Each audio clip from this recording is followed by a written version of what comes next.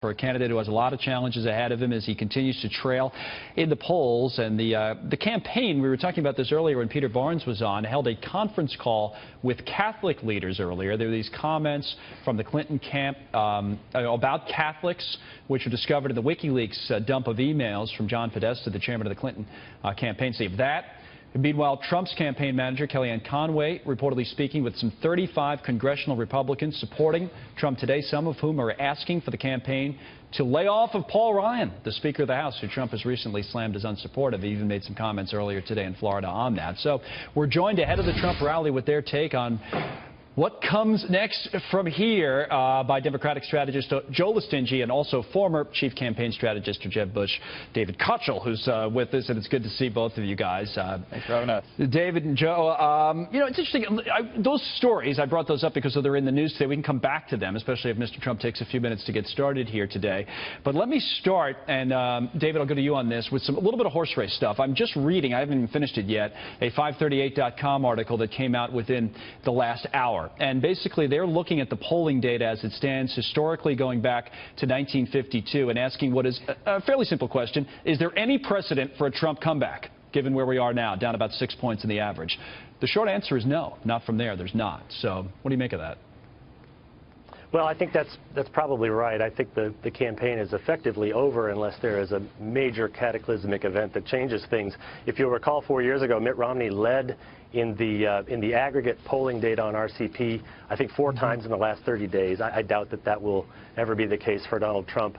And in Florida, he's there today, obviously campaigning, but he's lost a lot of ground there, and I don't think there's any way to 270 votes without Florida. It'd be like the bridge getting washed out on the road to 270. I don't think there's a way to do it. There comes Donald Trump out of his plane, by the way, going with the white hat today as he gives the old fist pump to the crowd, and as he comes down and we wait for him to get started, Joe, I think maybe if you're a Democrat, one of the dangers here, though, is you're 27 days out from an election and everybody says, it's over, forget about it. We're going to win the House or the Senate and the presidency and everything else, and next thing you know, the turnout isn't what it should be. Are you worried about that at all, or should you be?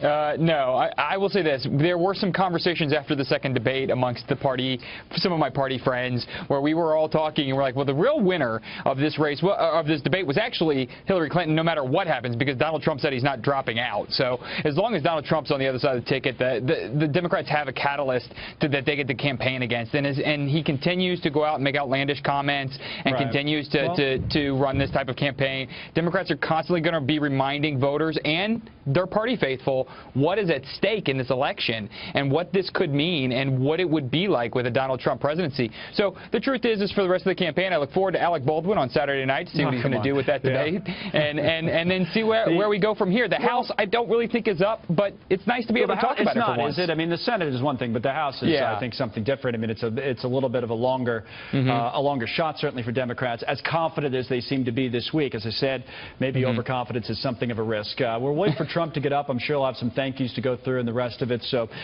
you know, David, let me go to you for a moment. Earlier in the day when he was in Florida, Trump went down the road. It didn't look like he would at first. He was focused for the better part of that rally on Hillary Clinton and you know, what he thinks is wrong with her campaign and everything else. But he did eventually get around to criticizing Paul Ryan again. What have you made of that the last couple of days? Well, it's madness. There's no reason to do it. He's gaining nothing by it. He's campaigning with the temperament of a 9-year-old right now. He's upset because someone criticized him, and now he's lashing out. This isn't adding to the coalition. It's not growing the base. It's not doing anything really except please, you know, the very hardest core supporters that he has. It apparently is a Steve Bannon strategy from long ago, deciding to take on the Republican establishment and get rid of Paul Ryan. It's not going to work in adding to the coalition.